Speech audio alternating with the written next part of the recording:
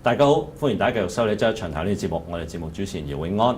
今日咧，我哋好高興咧，就請到皇家騎警嘅一位本地嘅高級Chief Superintendent， 就係Jody Boudreau， 就同我哋做呢個節目嘅。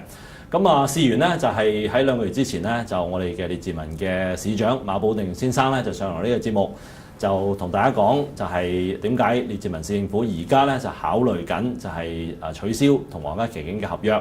咁就係成立自己嘅警隊嘅。咁究竟列治文應唔應該成立自己嘅警隊呢？咁呢個係一個好大嘅問題，亦都好大嘅議題。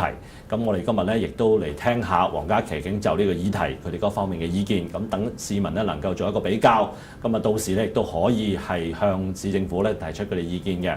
咁其中一個市長所提到嘅議題咧，就係話如果係有自己嘅警隊咧。咁就嗰啲警員咧就全部喺本地係請翻嚟，咁同埋都喺本地度用嘅。咁變咗咧，佢哋咧對本地喺度工作嘅時候咧，嗰個認識或者個經驗咧，同埋嗰個所謂同社區嘅關係咧，就可以慢慢建立同埋留翻喺度。而皇家騎警咧，因為係一個聯邦嘅警隊，咁佢哋啲警官咧就好多時都會調去其他省份嘅，咁就會將一啲喺呢一個地方工作嘅經驗同埋嗰個關係咧，就係調咗去第二度嘅時候就會流失㗎啦。咁首先我就問下阿 Jody 呢個問題。First, I'd like to ask you. I think the mayor has mentioned one very good point about the difference between the federal and municipal force.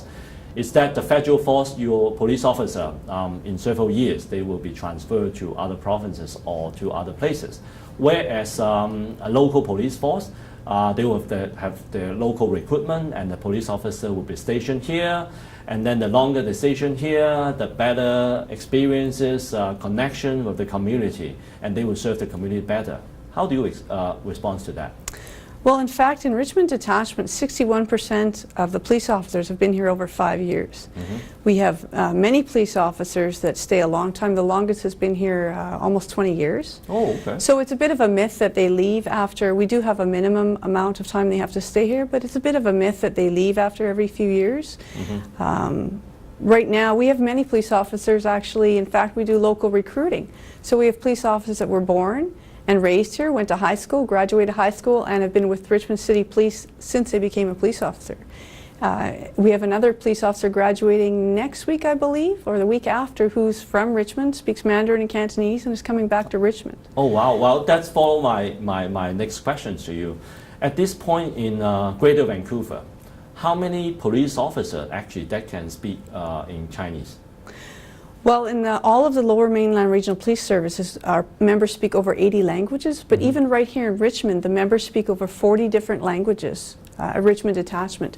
33 members speak Chinese. 33, okay. 33. 15 of the auxiliaries speak Chinese. Many of the municipal staff also speak Chinese. So I think that what we can say is that we can serve the community in the language that's required, and we're able to meet their needs, if not through the 40 languages, certainly throughout the Lower Mainland. Mm-hmm. So that means what you are saying that right now in Richmond, you already got how many Chinese-speaking police officers that is Well, helping? we have 33 in Richmond that are regular police officers and mm-hmm. 15 auxiliaries. But there's also Chinese members of our detachment that don't speak any language. So certainly they represent the community, but they don't speak the language. So mm-hmm. I haven't included those. I've just included the 33 that mm-hmm. speak the language. Mm-hmm. Yeah, of course. Well, we all know Canada is a bilingual French and English country. That's right. But at the same time, well, when particularly in Richmond, that probably has the highest Chinese concentration. I think it makes sense to have more Chinese-speaking police officers, especially sometimes, well, when emergency happens, That's well, right. they may not be that fluent in terms of communicating in English. I agree, having worked here for over 4 years, and I still consider myself serving Richmond as the operations officer for all of the Lower Mainland District. I recognize the need for Cantonese, Punjabi. There's many languages that we are required to serve the public in. Yeah. Mm-hmm. Okay.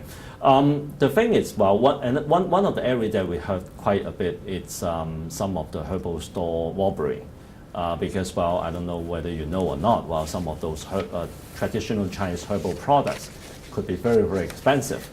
And apparently, well, some of the criminals actually can also understand that. Well, so we heard quite a bit of the herbal store robbery quite some time ago, and then the Chinese media actually reported that. And then, of course, we have some complaints on that. Is RCMP aware about this situation? Yes, so what happened in 2013-14, you're right, there was quite a few robberies. I don't have the exact number of robberies.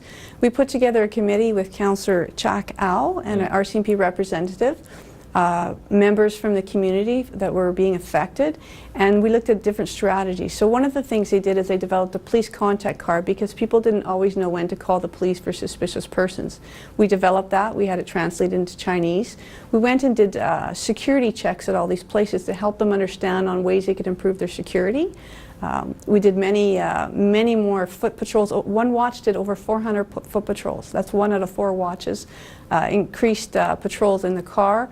We arrested 4 people, 2 were charged. I think with all these things that we did, there was no more robberies after that.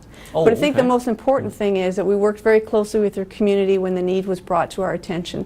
So a big issue with that was not reporting. So we really went around and educated the people that were being affected on when to report suspicious persons. And working with the community, they were reduced to 0. Mm-hmm. Oh, okay. So nowadays you have not received any report? No. Oh, okay. That's great to hear. Yeah. The other thing that we heard, not only in Richmond, but I think in the affluent west side of Vancouver as well, there are some property crime, home robbery. Do you have anything to tell us about these kind of home robbery aiming at Chinese or targeting Chinese?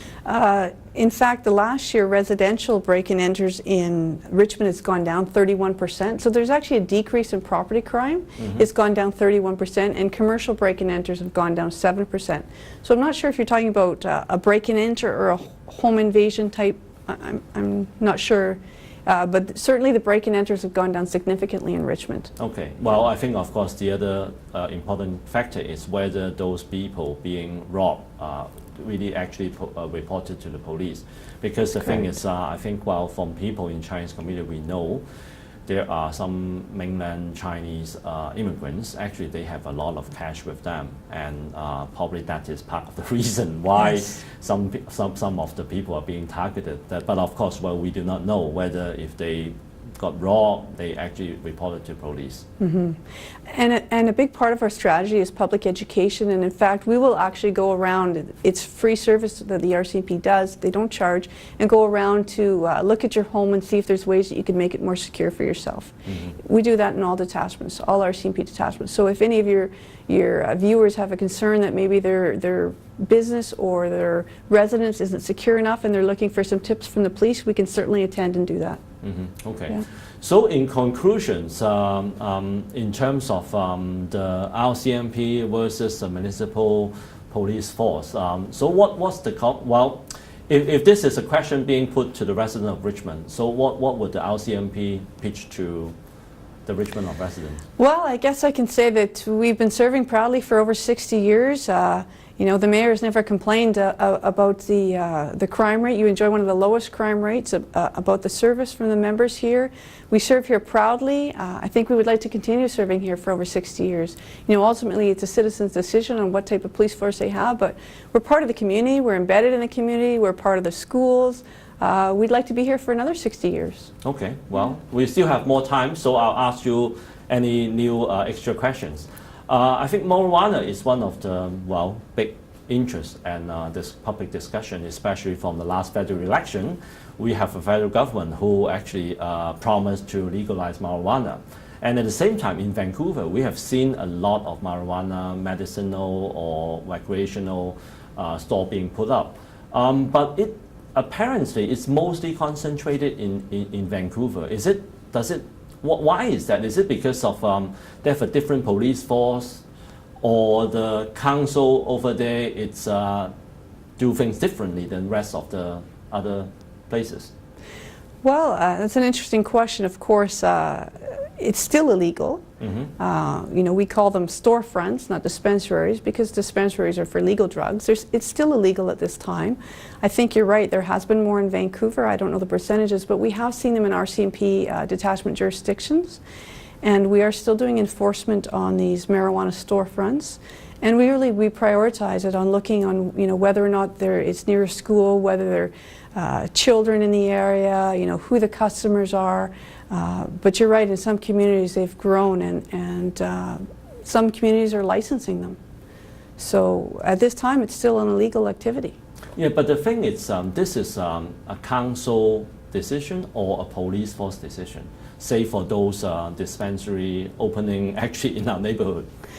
Well, the council has to allow them a business license. But if they allow them a business license, then the RCMP would be fine. No, it's still an illegal activity, so that's where there's a bit of conflict in different jurisdictions. Now, I'm not an expert in the area, but they require a business license, and some communities have given them a business license, but it's still an illegal activity. The law has not yet changed. I know the government ran on that platform, but the law has not yet changed. So that means theoretically, RCMP can still close those. That's correct, shops. and we have in jurisdictions like Mission, Nanaimo, different jurisdictions, we have done enforcement. Like I said, we do it on a priority basis for the public safety. You know, there's Sunshine Coast is another area we did one. There's areas where there's children around, it's near a school, they're selling to underage people. Wow. Okay, so it's happening. But at the same time, we in Vancouver, we've seen a lot of those dispensaries out there. Yeah, and I can't comment on Vancouver Police's enforcement strategy. That's not for me to comment on. I could just tell you what we're doing in the RCMP jurisdictions at this time. And the law hasn't changed. But the thing is, the government has changed. Does it mean that because the government has promised to eventually legalize marijuana, that the RCMP would you apply a different approach in terms of these kind of dispensary or activities? Yeah, that's a good question. Well, I think we have. I think we've put a lot more rigor around looking at why we're enforcing it and prioritizing it, like I said, on who it's affecting, public safety, that type of thing. Okay, yeah, thanks for joining us today. Yeah. Thank you very much for having me. Yeah, thank you. 好啦，咁啊，即係除咗話呢個列治文嘅事件之外咧，咁啊仲有少少時間咧，我亦都將一個好熱門嘅話題，就係呢個周街都係大麻呢個屋咧，咁就呢個議題咧都同呢個警官講過，咁佢就話其實咧就呢個議題咧仍然係犯法嘅，咁啊直至到聯邦政府真係修改法例之前咧，咁皇家騎警咧都係需要執法嘅，咁但係咧就執法嘅程度同埋力度係點樣咧？咁就佢哋自己都要研究一下嘅。